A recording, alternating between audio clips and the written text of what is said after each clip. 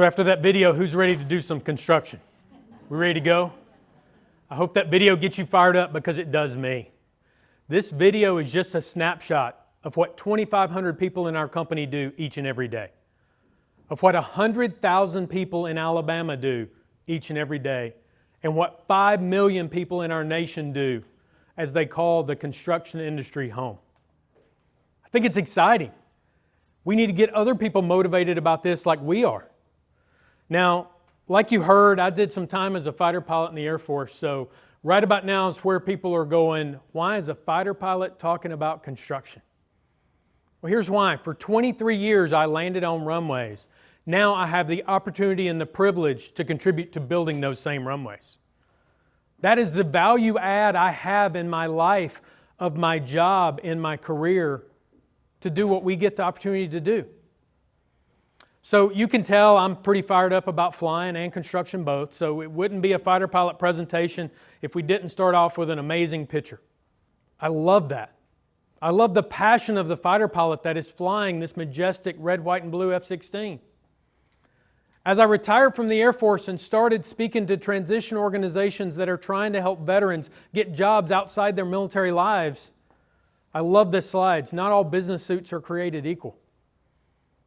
But today, I want you to think of it a different way when you think about those business suits. Think about what you're empowering the next generation to do, upskilling this generation to do as we move forward. You've heard about the Workforce Council and the amazing things that we have the opportunity to serve on, but let's dive into it a little bit different and look at the charter of what we are asked to do. It is this simple. Develop a sustainable and top-notch workforce for our state. Isn't that what we're all doing here? Isn't that what we do each and every day as we inspire the youth of today to be the workers of tomorrow? It's amazing what we get the opportunity to contribute to in their lives. But as we drive down the road coming here today, you see vacancy everywhere. Everybody's hiring, everybody's paying above minimum wage, everybody's giving a sign-in bonus. But where's the workforce? Where are the people to fill these vacancies? As an employer, it feels like sometimes we're opening jobs on the right while the workers are going left. It feels like we're missing the mark. A little bit more about Alabama. We are sitting at the bottom of the nation when you look at our worker shortage. As a matter of fact, we only have 46 workers for every 100 open jobs. 46 workers for every 100 jobs. Construction industry has an aging workforce. For every 5 people that retire, only 1 trains to enter the industry. This is a losing equation if we don't turn the scales, if we don't do something different as we move forward. The national average of participation rate. So let's look at what participation rate is. Working age adults who are not employed, active seeking employment, or entering into education to guarantee employment. Half of our people are not participating. Half. We have 2 million missing workers. If we could find these workers, we could fill some of these problems we're talking about just by increasing the participation rate. Now let's go back to this jet. As we see this, I hope you feel the pride for our nation that this jet represents. I hope you also feel the inspiration of the pilot that is flying this aircraft.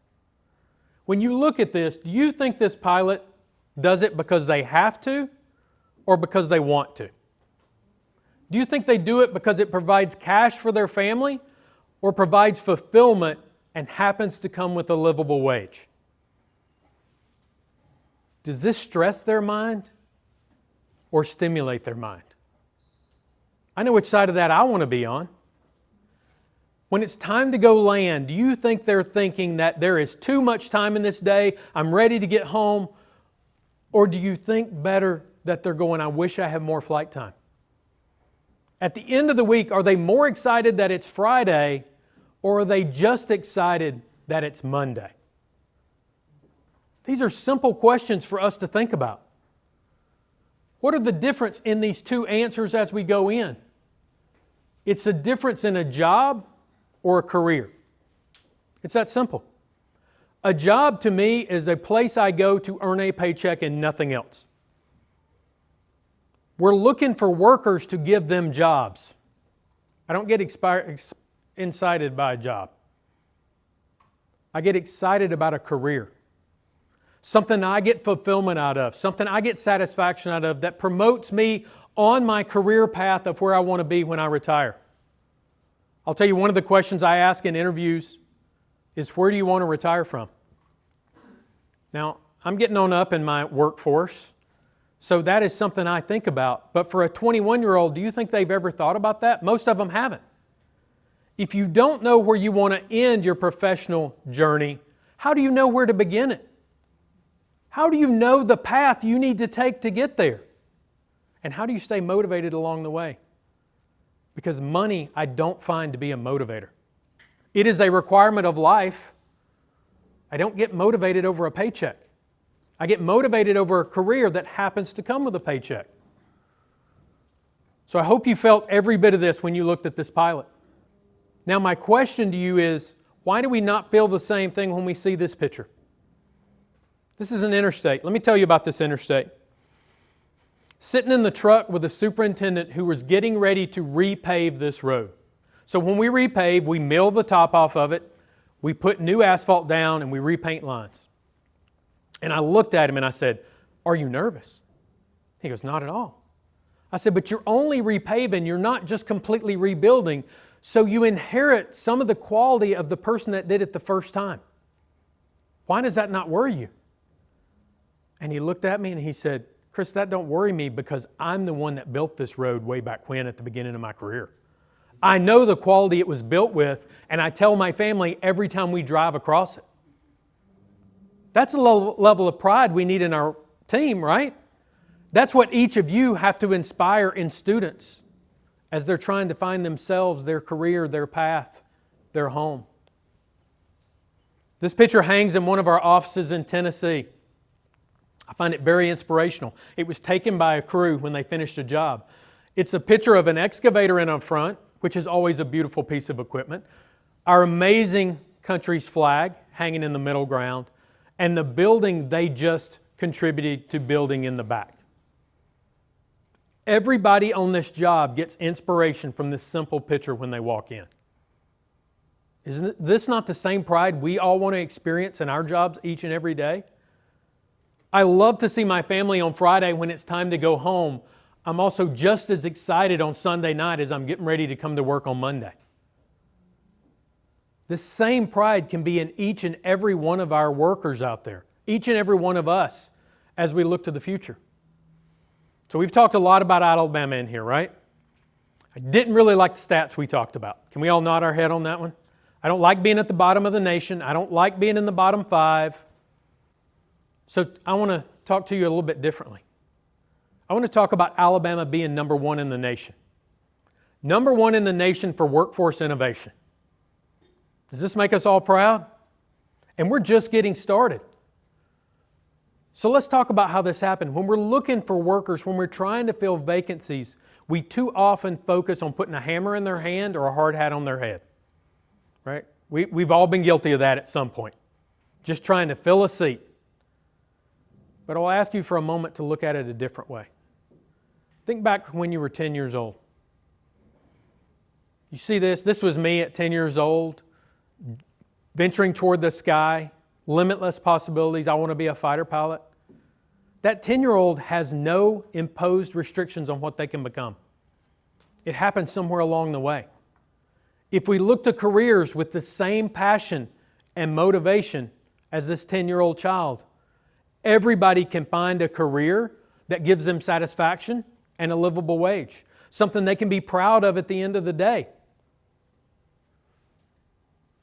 I'm a big fan of this book, and I want to focus on one thing we have in here. It says one of the most important factors for workers,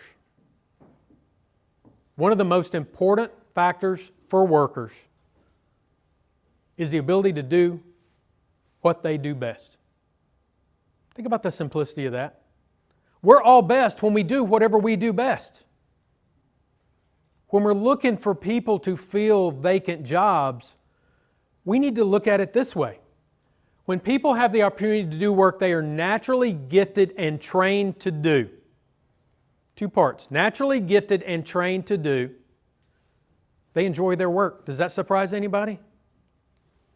They find it stimulating and they want to work more. Isn't that the team we want? I want people that show up in the morning and go, how fast can we get out there and get started? Not, oh, you were serious about showing up at 7 o'clock? I didn't know I had to work on Friday too.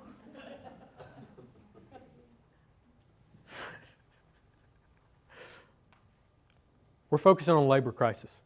You open the media anywhere. Isn't this what we see on the front page of every newspaper out there? Our labor crisis? I don't believe we have a labor crisis. I don't. We do not have a labor crisis. What we have is a personal identity and a purpose crisis. So let's dig into that a little bit. This happens when you have a period of introspection. What am I going to be when I grow up? What's my sense of self? What's my life's purpose? You didn't know we were going to get deep today, right? This is what we ask ourselves when we close our eyes at night and first thing in the morning when we open our eyes. Is this where I'm supposed to be? Am I doing what I'm supposed to do? Introspection. It's not a crisis. This is an opportunity. It's an opportunity for growth, self-discovery, and personal development of each person in our schools and each person not participating in our job force. It's not that they can't add to our society. They haven't found their passion and their home. That's our job. That's our job. We don't have a labor crisis. We have a motivation problem. This is my opinion. We have a motivation problem because you heard some of the benefit cliffs, some of the money woes, some of the transportation problems. But if we have the motivation, we'll make it work. Motivation not for a minimum wage job, but for a job that pays a livable wage. This does not mean you won the lottery and you can go buy that boat you want. It means you can sustain your family with the lifestyle that you expect. That you can pay your mortgage on a consistent basis. That you can send your kids to whatever schools they want to go to better their education. And it also means that we have a career progression pathway. One of the first questions I was asked when I started at Dunn 5 years ago was, how do you motivate an asphalt laborer on the side of I-65 when it's 110 degrees outside and about 1,000% humidity in August? It's the easiest thing we do. You don't motivate them on the shovel, you motivate them to get off the shovel. You give them a career progression pathway that allows them to earn more money, to advance in their career, to develop more skills, to get the motivation to get out of that entry-level job, to invest in it like a career and move it forward for the rest of their lives. I will tell you the reason I came to Dunn when I was interviewing them and they were interviewing me is I found out that we have multiple 50-plus year employees and multiple 3-generation families who work for the company. When I heard that, I said, I don't need any more. You told me everything I need to know about the culture and the passion that that company holds. So let's go back to talking about Alabama and how we became number one. How we became number one. You see, there was a situation almost 5 years ago, and I don't want to highlight who it was, but we were at a meeting in Montgomery, and we all drove in from all over the state, and we were having a meeting, my summary, a meeting about developing a plan for something we were obviously not going to do in the next 5 years. So, like the fighter pilot self I am, on a break, I go to the coffee pot, and I'm complaining about driving in for this meeting. Luckily, I was standing in a group of people who looked at it and said, instead of let's complain, how about let's do it? Let's go. We're going to go figure it out on our own. We're going to go make a difference to prove it can be done. And so for the next year, once a month, we all met in Chilton County.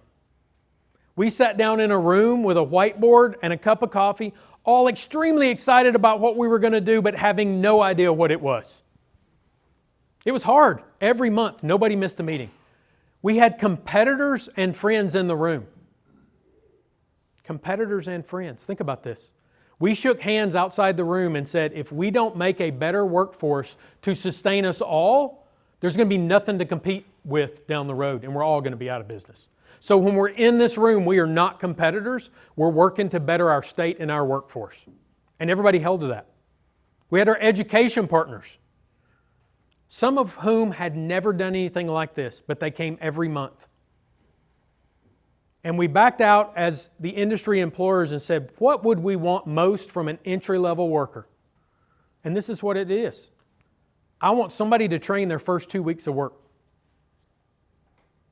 For all the industry partners in the room, I see the heads starting to nod. I wish they would show up on week 3. Show up knowing they have to be there on time and stay until quitting time. Show up knowing how to wear safety equipment, how to basically operate a machine. Now let me tell you, this was a big one. We had to get the concrete industry and the asphalt industry to admit that a loader is a loader is a loader. You can laugh, it's the hardest thing we did. Because a wheeled loader operates the same no matter what company you do it for.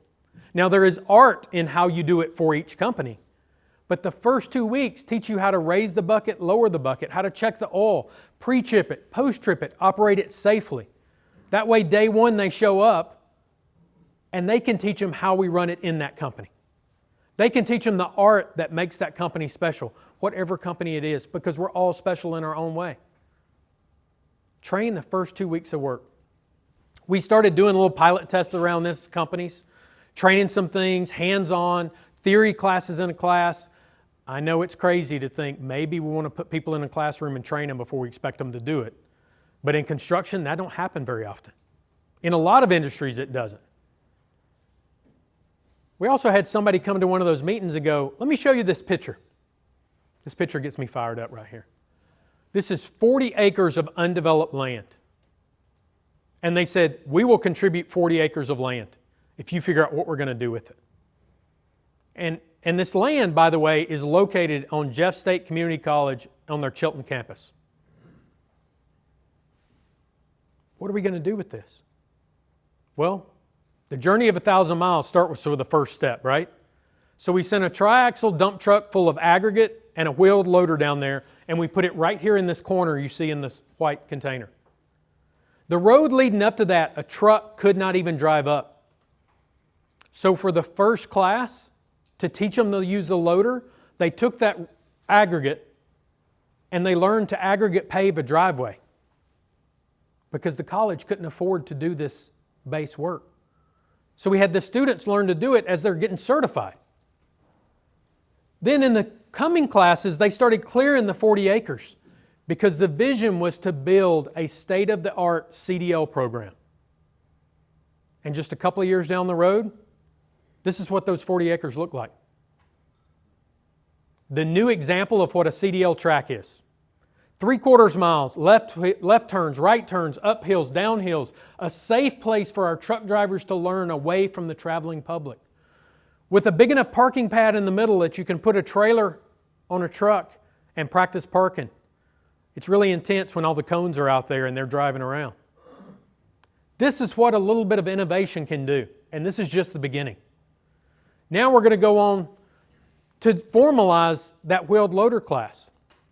So you see Rudy up here in the top. If you go online and watch this video, he will talk about working a full-time job and traveling to get these skills, to get certified in a wheeled loader so that he can upskill and get a promotion. With this went on to be a skid steer class you see in front of us. The day prior this class, this was a grassy area, and in 2 days, it became a new parking lot. A new parking lot with about 75 loads of topsoil that can be sold off somewhere else because we didn't need it there.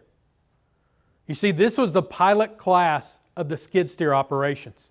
There's the graduating class right there. I am a proud member of the first graduating class. Because as a fighter pilot, I want to run every piece of equipment. And if we're making classes, we have to understand what it's like to be a student so that we can better build classes down the road. Out of all of my education, there's only one diploma that hangs on the wall in my office. It's this one. because it reminds me that some of the people that go through this program, this is the only piece of paper, the only certificate they get post-high school. And it means so much to them. It means so much to them and to their careers and their families. That wasn't enough. So our community college system is amazing. Out of our 24 community colleges, many of them have commercial driver's license programs and CDL simulators. I walked in one day and they wanted to show it to me and they had to boot it up. I said, why is it off? Oh, we don't have a class here. We don't have a class till next month. Well, as a business professional, that means your utilization is very low. How do we utilize this asset more? So we tried to send our drivers down there. There's a 45-minute drive to get there. They have to find the building, get in, take a class, 45 minutes back. They've all got to stop and eat lunch on the way. It cost me an entire day to train somebody there. Well, what if we brought it to them? We started putting the simulators on a trailer with an air conditioner and a generator. Now, as an industry partner, I scheduled this thing to come out, park on our grounds. Oh, by the way, it's a rolling billboard. Beautiful going down the road. And now I can cycle drivers through there. I can cycle heavy equipment operators through there. Because we also developed a heavy equipment operator simulator. So let's start with that. Simulates 13 different pieces of heavy equipment. This is what it looks like. You climb in, you think you're really in the piece of equipment. This is an excavator, and it's not only about moving dirt. There's also an arch that tells you how you should move that arm out there, and off your right hip is a screen that gives you a score. We gamify everything now. Let's use gamification to our benefit. Because now, if we're both in it, and my score's higher than you, I hate to break it to you, I'm a fighter pilot. Life's a competition. Peer pressure for good. Because now you're going to get in there and go, I'll show him, I'll get a higher score than him. You look over at the CDL simulator. It's a safe place to fail so they can have people cut them off on the interstate, so they can start on a hill, so they can stop going downhill. Simulators are a safe place to fail so that my family is safer when they're driving down the interstate, so that your kids who just learned to drive have safe trucks around them. Now let's talk about the Innovation Center, because out of these grew the Alabama Community College System Innovation Center. They developed something called the Skills for Success. Let's not teach the next generation the way we want to learn. Let's meet them where they learn how they want to learn. And where is it? Let's all admit it. It's on my phone, on my pad, on my computer, on my schedule, at my house, wherever I want to be. Well, that can't be done. This is construction. There's no bigger motivator than somebody saying it can't be done. So we developed a program where you do the theory portion on your device, on demand, on your schedule, as much as you want to. And when you finish the theory portion, then you go to 22 of 24 Alabama community colleges. You sign up for their next class to get the practical.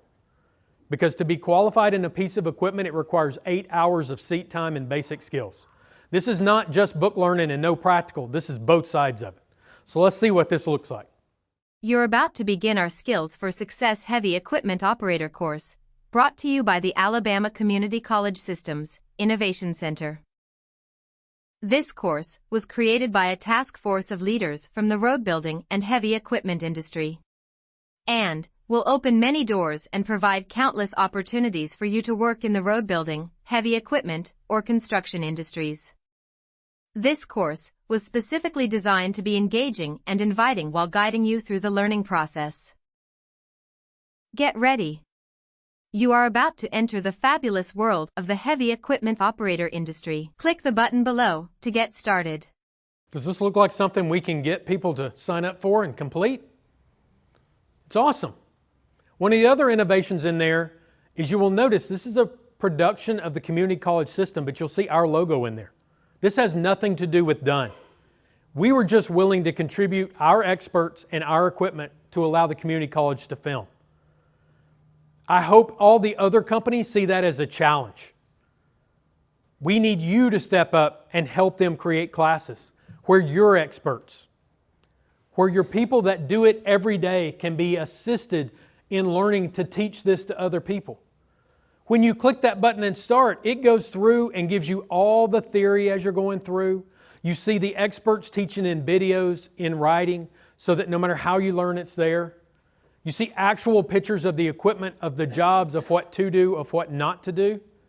And as it goes through, again, gamification, we got to test your knowledge.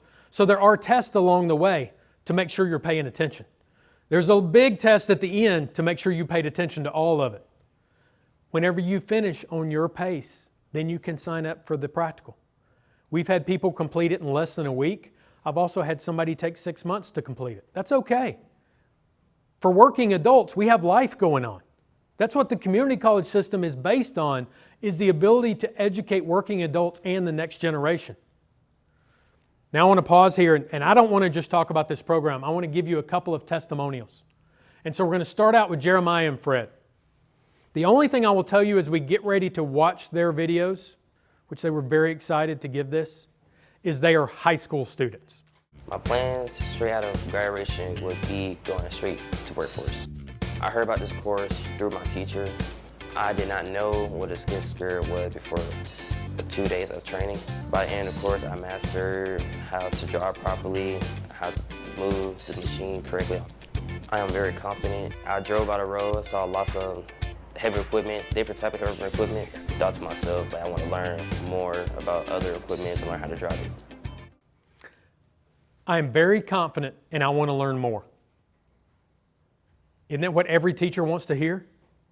The education you gave me and the training you gave me yesterday made me confident. Feed me more, I'm hungry. Now let's see what Fred has to say. I've taken the HEO skid steer course. It's just about the whole course I liked. It wasn't too complicated. It wasn't too dumbed down. And it was easy to understand, really. I feel very confident, really. I feel like I could do anything. I'm ready to do so.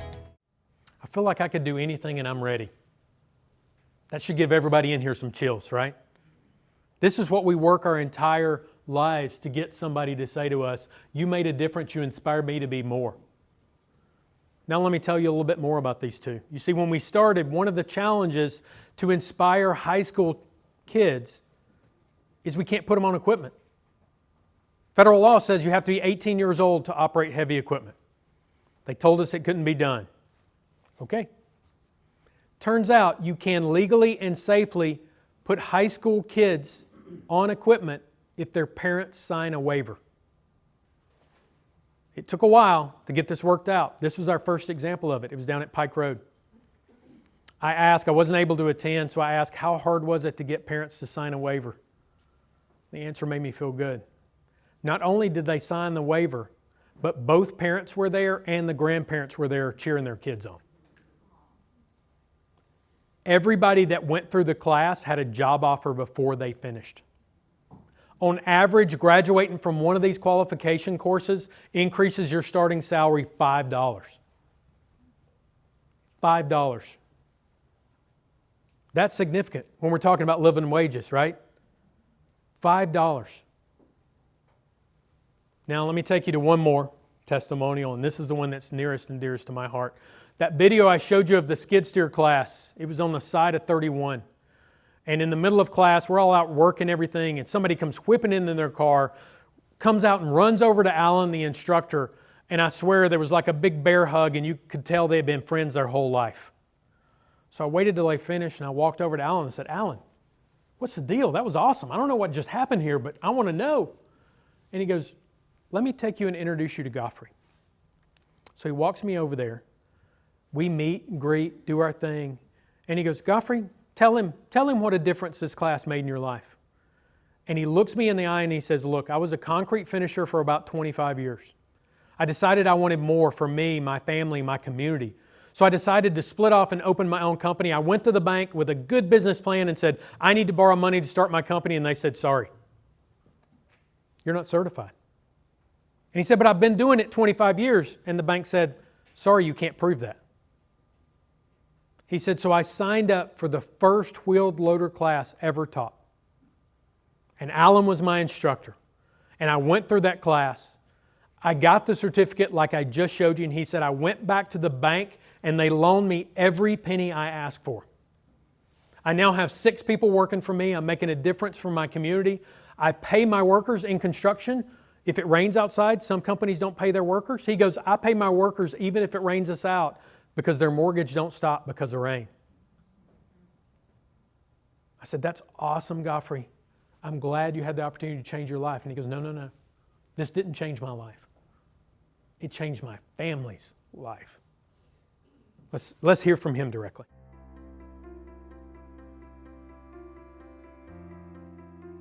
Hey, my name is Godfrey Lane. I attended here at Jeff State on the heavy equipment class, and this is how it changed my life. Well, Jeff State showing me how to operate equipment.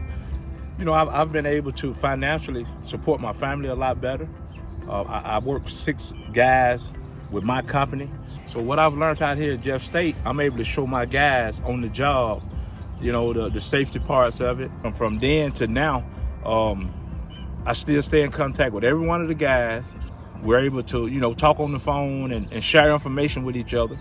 And just, you know, just lead a productive life with what we learned here at Jeff State. So not only did he get the skills, he has a peer group that help him grow. They stay in contact. That's what this class means to the people that are taking it. He filmed this for us last week because I told him I wanted to use his story because he says it better than any of us could. And I said, is it okay if I share it and we film it and we basically use it every place we possibly can? And he said, please do. He said, because it's not about me, it's about convincing people it's worth taking a chance to upskill yourself and make a better life. To upskill yourself and make a better life. This is what the Innovation Center has grown into. They make classes faster than I ever thought the community college could. They come out with an outline. Industry partners volunteer for where they're experts. We develop an outline. We find somebody that does it each and every day to film it at an actual job site. And we let them be the experts with the colleges guiding them on instruction. Here's the best thing. 4,000 people have been trained in the last 2 years at no cost to the individual. It was all done through grants. 4,000 people have been trained in heavy equipment to upskill themselves or start a new career. Because, oh, by the way, this is not just about upskilling incumbent workers. One of the requirements we put in there is if you have a class of 12, 8 of them can be incumbent upskilling workers, but 4 of them have to be from another industry. Because we have to not only be making our industry better, we have to be growing our industry. Everybody to date has had a job offer before they graduated just because they were enrolled. We talked a lot about loaders. When you think about construction, so we talked about this a little bit earlier, this is not just about having programs. We have to speak to the individuals. So when we started these, there was a big push to we need to get in high schools and we need to talk to the kids to let them know how good it is. And I was the parent that required all 4 of my kids to go to college because it's all I knew until I got to the construction industry. I said, we don't just need to target the kids to inspire them. We also need to have a conversation with the parents to let them know it is okay. To let them know there is good, livable wages with career progression timelines in construction and many other trade-based industries. So I don't say it best. We were filming this earlier this year, and one of the people we put on camera said it better than I ever could. It's hard to figure out what you want to do in life when you're going out of high school. But when I came to the construction industry, I saw so many opportunities that were right before me. It was amazing to see what I could actually be doing. I could be in the office, I could be out on the equipment.